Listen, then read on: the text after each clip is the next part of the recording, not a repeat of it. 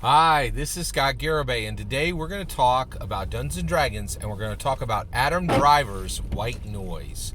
Spoilers for Adam Driver's White Noise um, in this content. All right, so what is Adam Driver's White Noise? It's a film.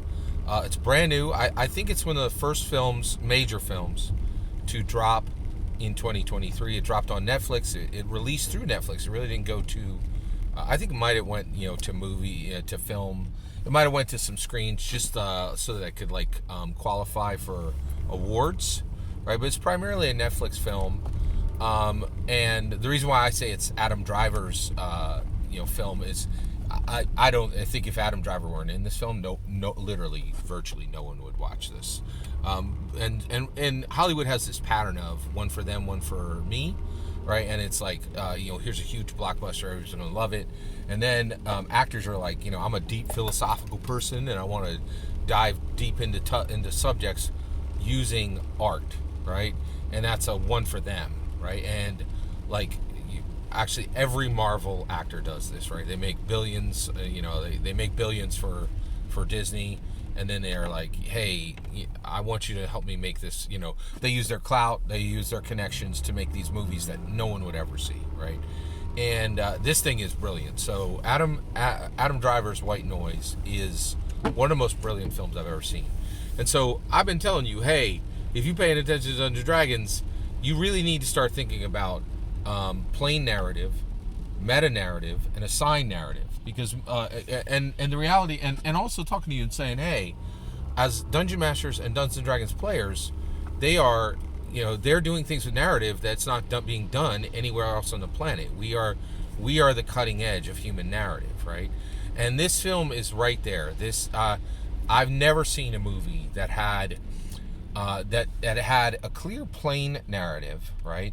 But then had not just a meta narrative, but like a collection of meta narratives, and was incredibly positioned to receive a signed narrative. This is a deep, deep film. I watched it and was like, I think I got 10% of what that was throwing down. And the only way I'm going to fully understand that film is, one, to percolate and let that piece of art just sit in my heart and in my mind and in my soul. And I'm a pretty smart guy, right?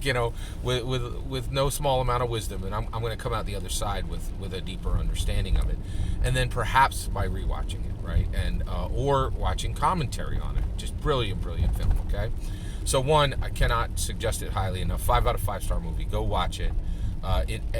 It talks about a million different things you need to understand as a dungeon master, right? But the biggest thing is the movie is about a family. I think it's like 5 kids, right? A family with essentially like a yoga instructor as the mother, and an incredibly effective professor, cultural professor, right?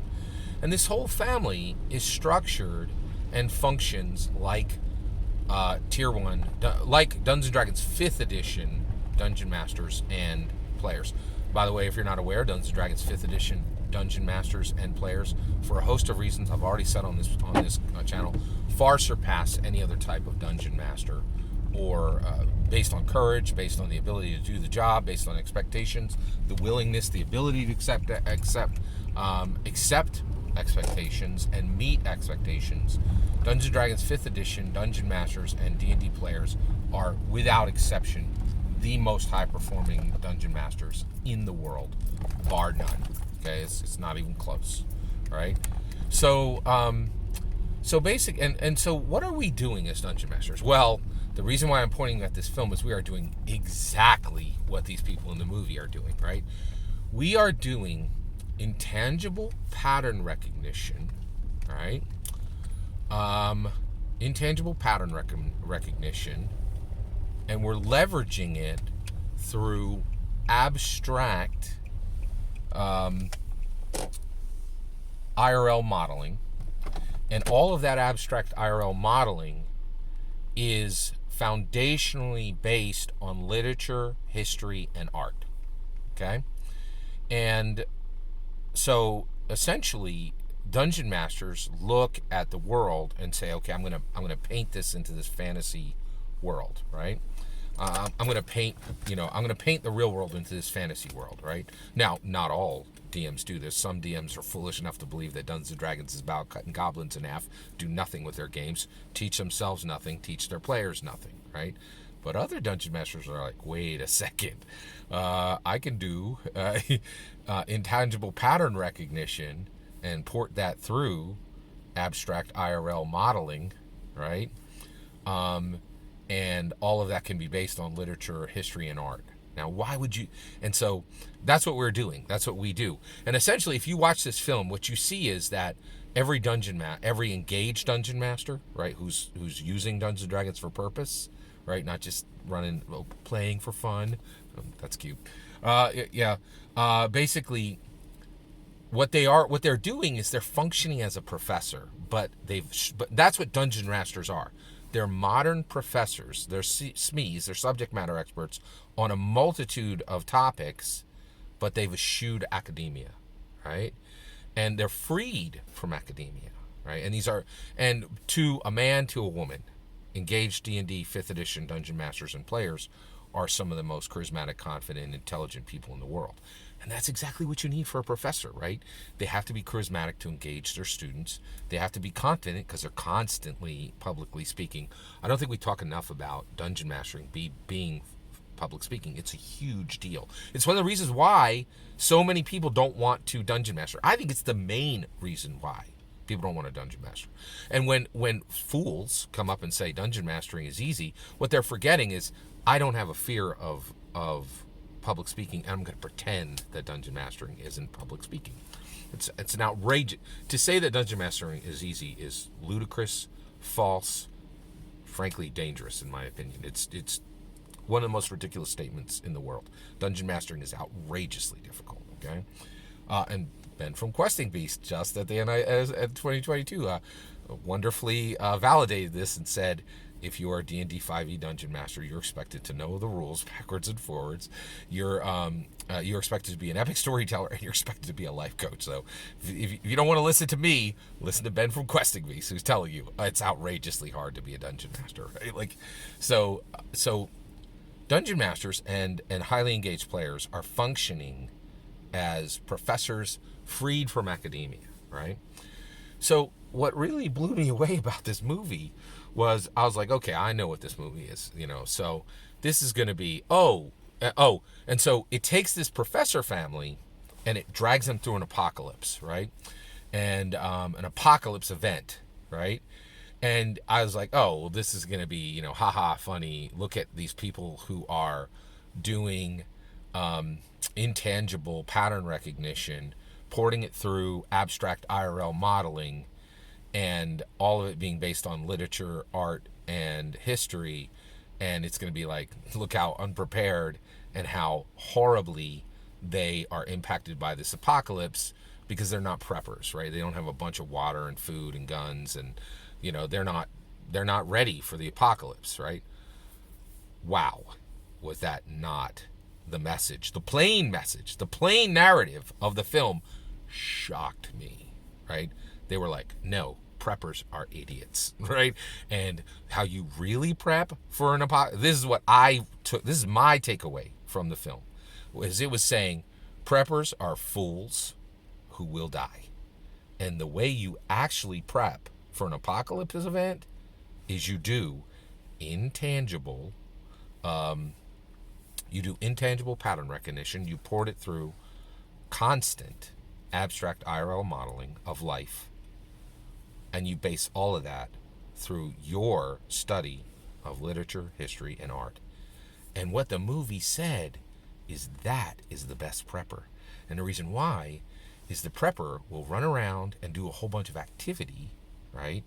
Gathering a bunch of things that will be in one place, but their ability to put it to use at exactly the right time in the right way, right? And to be calm and observant, right? And not to be observant and to take, not even, let's pull calm out. To be able to take the right action at the right moment is nil.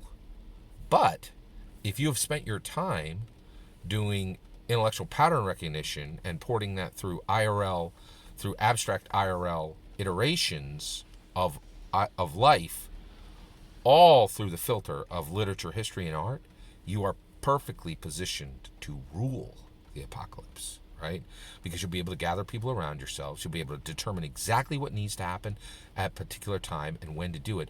And it also is saying it doesn't really matter who owns anything, right? They're like, if a professor lives next to a prepper, the prepper's stuff is going to be the professor's real quick, right? And the reality is the right action at the right moment with wisdom applied is unbeatable, right? And I was shocked to see a film that was like, you know who's going to rule the apocalypse? The eggheads. And I was like, whoa. And they actually they show it just step by step by step. This is exactly how. Because I know you're like, oh, that wouldn't work. Preppers will be all ready, and they'll have the guns, and they'll have the food, and they'll have all the water. It won't matter. It won't matter. Because they won't know how to use it. They won't know when to use it. A lot of them are silent non-communicators, and there's nothing more dangerous in this world to personal growth, to momentum, than being a silent non-communicator. The strong silent type, they ain't going to do well. They ain't doing well now, right? Communication is almost everything in this world. And what this film was also saying is that it's a knowledge worker now. And when it goes into the apocalypse, it's going to be a knowledge worker world then, right? It's really fascinating. I've never seen a film that said this clearly. So basically, in my humble opinion, the takeaway from Adam Driver's White Noise is that that the way you get ready for the apocalypse is to do exactly what some of you are doing right now. I know some of you aren't this, but be an engaged 5th edition Dungeon Master or an engaged 5th edition player. Do intangible pattern recognition ported through abstract IRL iteration, right, of situations that happen, right, and basing all of that on your knowledge of literature, history, and art. That is the best way to prepare for the apocalypse. The only thing that's equal to it is being a college professor. I 100% agree with that with that plain narrative, or actually that is the meta narrative. That is one of the meta narratives. With that meta narrative, right, that I believe is right there, set there by Adam Driver and the creators of the film. And it is incredible. It's absolutely incredible film, and it really will make you think twice about how valuable Dungeons and Dragons really is, and where its utility ends, which I've been telling you for 3 years. It ends way beyond where you think it ends. All that, every single word of it, is my humble opinion. I'm very eager to hear your humble opinion. Let me know in the comments below. Have you seen this film?